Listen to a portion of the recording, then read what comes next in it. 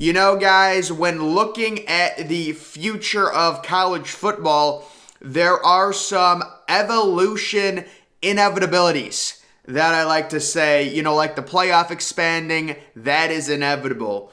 NIL reform, regulation, we hope is inevitable. Creating transfer portal windows, that's another thing, that's inevitable. Eliminating divisions, I think, is inevitable. And, you know, the whole division debate, should we keep them? Should we change them? There's this article, ACC mulls 3-5-5 college football scheduling model in an effort to scrap divisions. Though no vote was taken to formally change the format, Commissioner Jim Phillips and multiple athletic directors discussed a 3-5-5 scheduling model in which teams would play 3 permanent opponents and then rotate through the rest over a 2-year period, facing five opponents 1 year and then the other 5 opponents the next year, while having the same locked 3 opponents for each year. Now, I personally have made what I would consider a pretty fair model for the Big Ten in terms of their 3 locked opponents if the Big Ten were to do something, because I really want to focus on the Big Ten when it comes to the idea of scrapping divisions, because you've got one division that is clearly more superior to the other division. Now, I personally have a real big soft spot for divisions, for the East, for the West, but divisions are kind of an archaic way to determine who should participate in these championships, specifically the Big Ten championship. Like last year, was Iowa really better than Ohio State? Were they a better team? No, they weren't. But because they played in the West and Ohio State played in the East, and Ohio State went into their game against Michigan undefeated but lost to Michigan, they had 1 loss, Michigan had 1 loss, but because both teams were in the East, Michigan had the tiebreaker. They go to the Big Ten championship game. They destroy Iowa at Lucas Oil Stadium, yada, yada, yada. They make the playoff. You guys understand how it's kind of like an archaic way. I personally love it. I like the idea of Northwestern going to the Big Ten championship. We've seen it.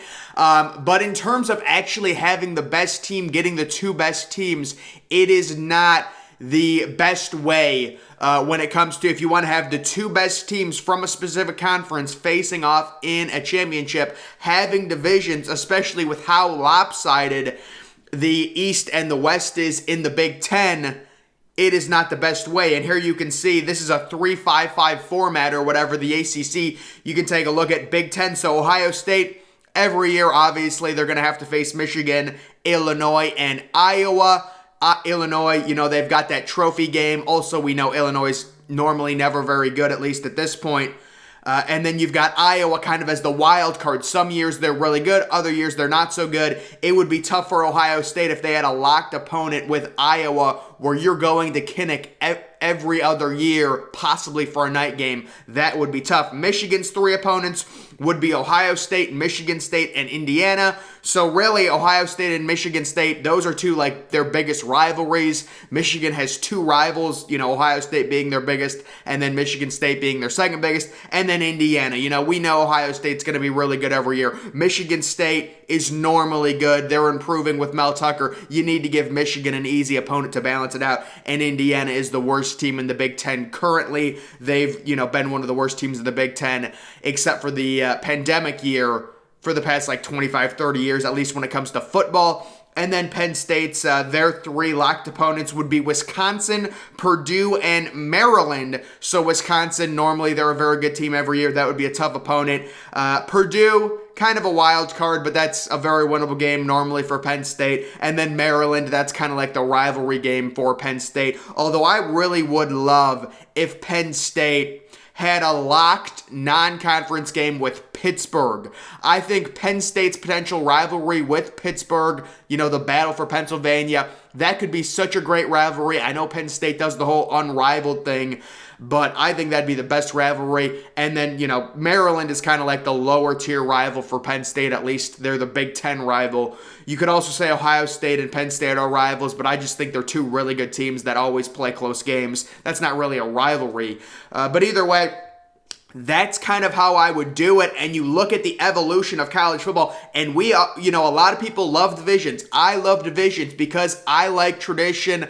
I like the idea of Northwestern possibly making it to the Big Ten championship game. Iowa, give these programs a chance. Wisconsin, whatever. But in terms of actually getting the best team when it comes to the Big Ten championship, the best way to do it is through a model like this and to completely scrap divisions where you have 3 locked opponents and then you rotate each year facing the other opponents, taking turns each year in kind of a, round robin rotation, something like that. Also, I think, getting the best teams into the Big Ten championship game, into the ACC championship game is only going to be more and more important as we expand the playoff to potentially 12 teams, where you have, every conference championship. If we extend the playoff to 12 teams, every conference champion is going to be an auto bid. And I think that's really important to get the best teams in the actual, Big Ten championship game. So while we all love divisions,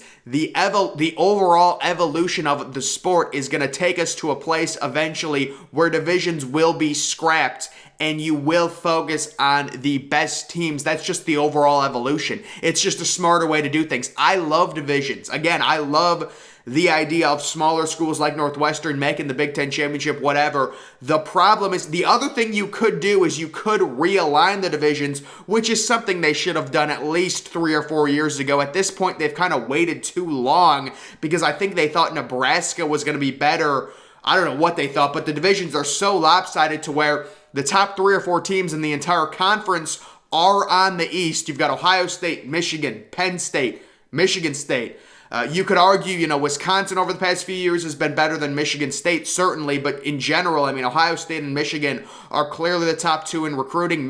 Penn State's actually clearly the top 3rd team. So the 3 best recruiting teams in the Big Ten, clear-cut year in and year out, are in the same division. That's going to create unbalance. That's going to create a situation like last year where, Ohio State, yes, they lost to Michigan, but that's their first division loss of the year, so, and then they don't get to go to the Big Ten championship game because Michigan also has 1 loss. They're in the same division. Michigan has the tiebreaker, and they face an Iowa team who, let's be honest, is a lot worse than Ohio State. I understand Michigan beat Ohio State pretty handily, but again, you're talking about going into a dome. Michigan benefited a lot from the weather in that game, let's not lie. But either way, guys, this is the evolution. We'll see what the ACC decides to do. It's coming. You're going to see a lot of stuff get put into motion when it comes to divisions getting scrapped, when it comes to the overall playoff expansion. We've got the conference realignment coming, unfortunately, in 2025. I think 2025 is going to be the benchmark.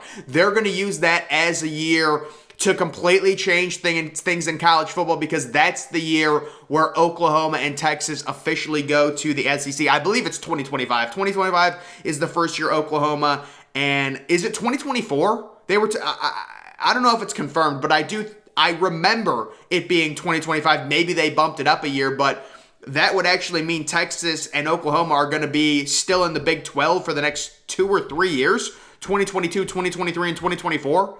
Maybe they bumped that up. I'm not sure. But either way, when Texas and Oklahoma go to the SEC, that's going to put a bunch of different wheels in motion, and playoff expansion becomes inevitable because of schedule imbalance. The SEC teams are going to be facing so much tougher schedules, adding 2 really big powerhouses in Texas and Oklahoma. Say what you want about Texas. I understand they haven't been good, but they still recruit at a top 10 level in the country. You add a team like that, you add a team like Oklahoma, even without Lincoln Riley, they're still a top 10, 15 team in terms of recruiting. They've got one of the best, histories in college football, just in terms of how storied their program is. You're adding 2 powerhouses to the already number 1 conference in college football. That's not going to be good in terms of division, and conference balance at all.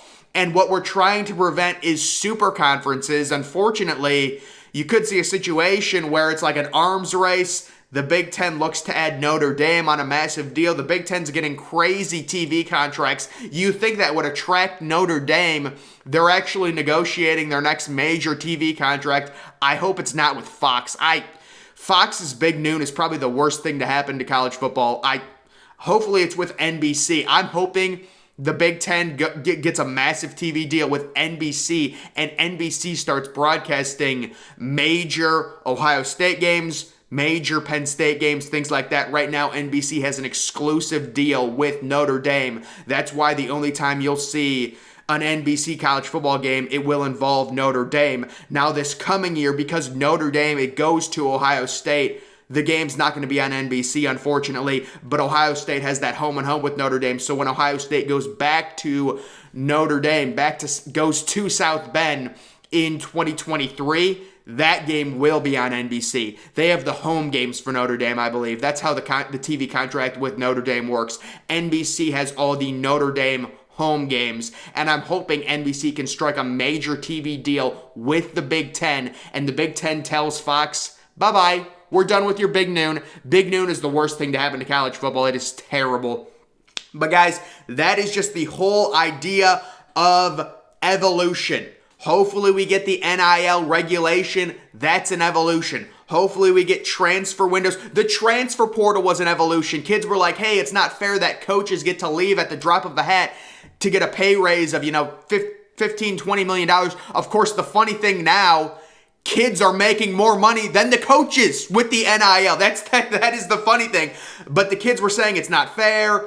People were like, this is outrageous. You're using them for slave labor, whatever. It's all ridiculous. But no, I agree with kids getting paid, but it's all got to be done correctly. Right now, it's not being done correctly. Watch out for the University of Miami on the recruiting trail in 2023. They've got crazy NIL collectives. There's going to be crazy fireworks. Miami's going to have an unbelievable class. Florida is also getting desperate. Watch out for them in 2023 recruiting, because this stuff is still not going to be policed properly. And you're going to see teams, not just Texas A&M. We saw Texas A&M in 2022. You're going to see it branch out to a team like Miami, a team like Florida. Oregon is going to get involved with maybe the number one of the top quarterbacks in the nation, Dante Moore from Michigan. That'll be very interesting. So going to be a very interesting year. We're dealing with evolution of college football. We've got major stuff coming up. The wheels will start turning when we get Texas and Oklahoma officially in the SEC. We're going to get a 12-team playoff. We're going to get the elimination of many of these divisions, the East, the West, and the Big Ten. The ACC is going to eliminate the Coastal, the Atlantic. Wow, those are their two divisions, the Coastal and the Atlantic, right?